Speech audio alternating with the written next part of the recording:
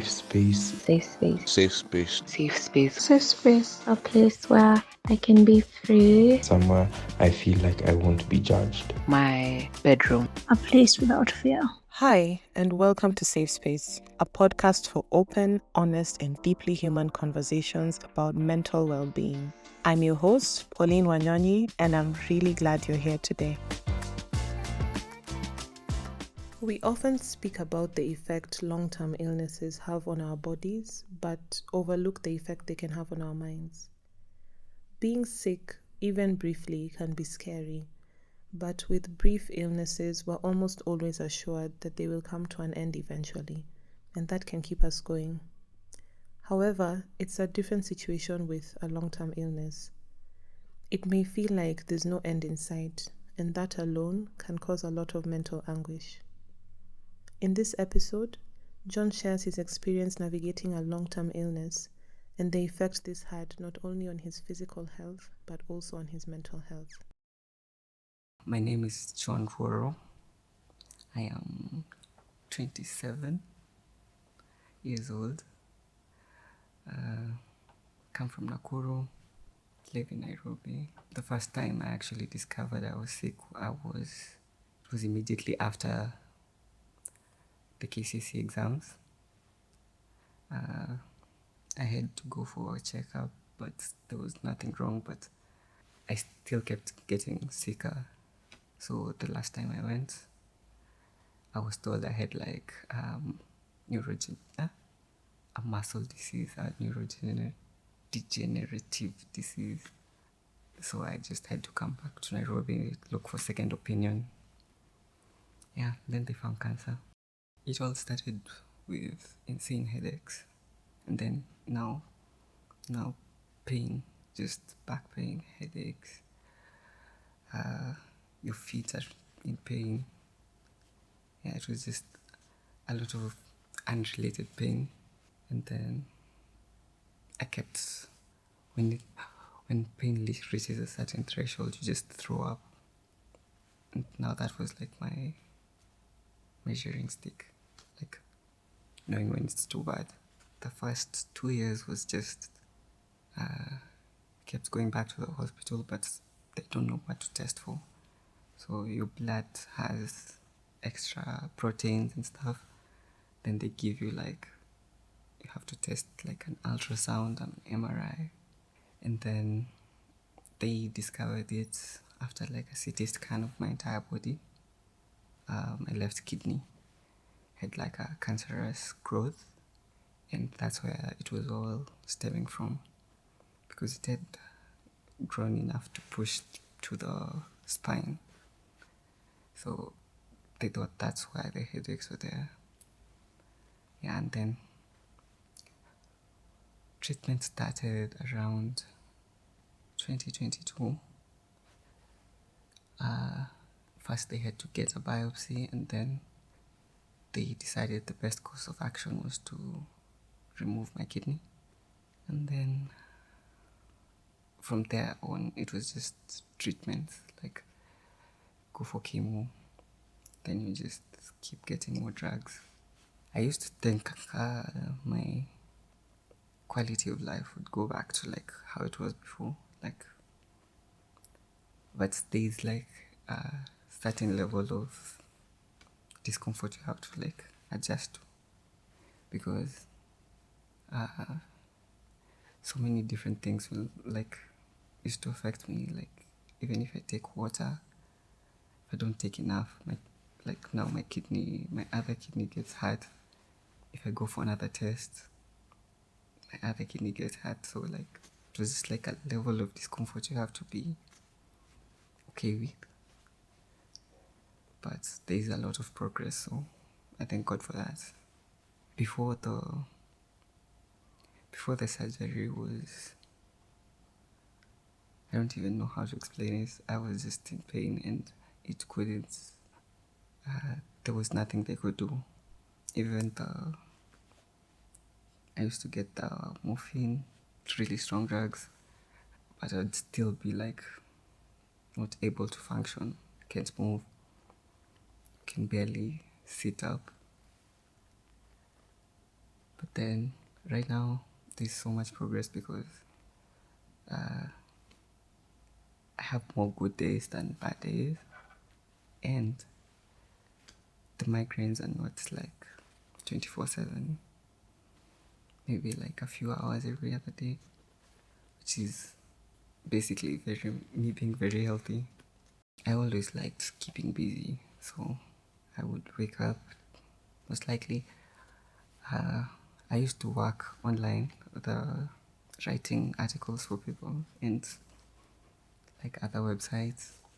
So I would wake up, try and get as much done as possible, and then read, because there's no other measure to, like, you can't do a lot of things during the day, so you have to like make sure to plan effectively. So when you have the most energy, that's when you actually do a lot. But then I was still in school, so it was very hard to navigate that. I used to have friends who would like give me notes, stuff like that. So yeah, I just kept busy. That's how I got through it. I was wondering why it doesn't end, and when you think about like what you deserve and what you want and what you need, so like I was wondering, did I do something bad to deserve this? And if I did, is this enough? Yeah, so I was at a bad place mentally, and then a lot of my relationships imploded during that time because I couldn't make time for people. I became very selfish and closed off, and there was very little anyone could do. But yeah, that's when it started. But I'm sorry, 1 second. I kept thinking about like my parents, my sister, my friends. Like, I understand me being sick also affects them, and that's kind of affected me because they really don't deserve this. And I felt guilty for it. I don't know. Then after a while, I started journaling and realized a lot of the things, a lot of the things I had, like a lot of the things I was thinking about wasn't entirely my thoughts. It was like noise from somewhere, like maybe Instagram. Your friend is doing better than you, or school, people have graduated, you're still not there. Like, it was just so much noise. Yeah, and then I decided to like cut everything off. TikTok, Instagram. Just secluded for a while, and then took some time to get my mind right. Yeah. But I had a lot of help. It felt like it was just a me problem, like it shouldn't be shared, you know. Yeah, but I think it was apparent because I really got a lot of support. All my friends my family, they were really there for me. Let's say, remember in 2022, I was just after another surgery. Like, so many people came, I was so happy. And then that's when you realize no matter the problem, you're not alone. There's people there. Even if they're not there for you, there's people there. I got referred to a psychologist. The psychologist wasn't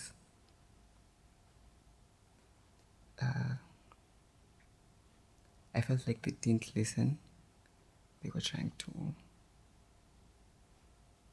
just give you something. I don't know.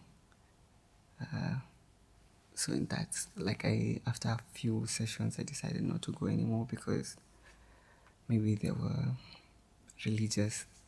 Maybe I met someone who was truly religious. They kept asking me about church and stuff like that. And I'm like, I didn't relate to any of that. And it felt like they were forcing something which wasn't part of my problem, wasn't even why I was there. So yes, I was referred to a psychiatrist. I did get help, but not the way I wanted, I guess. They kept giving solutions that were like, okay, related. I understood that she was trying to make me build a community, but they kept asking me to join churches or just, I felt it was very religiously led, and I didn't like that. I would not want somebody to understand that pain because it's very hard to break from like a cycle, especially once you keep, I don't know, you keep reliving it. So I would wish for everyone to have like good health and I don't know, more support, because I realized pain is everywhere, like not just pain, negative experiences are everywhere. It's not unique to me, okay. When I was going for chemo, there was this kid, super young. I never understood how they were always so jolly, like, and then I don't know, that's the one thing I never quite got it.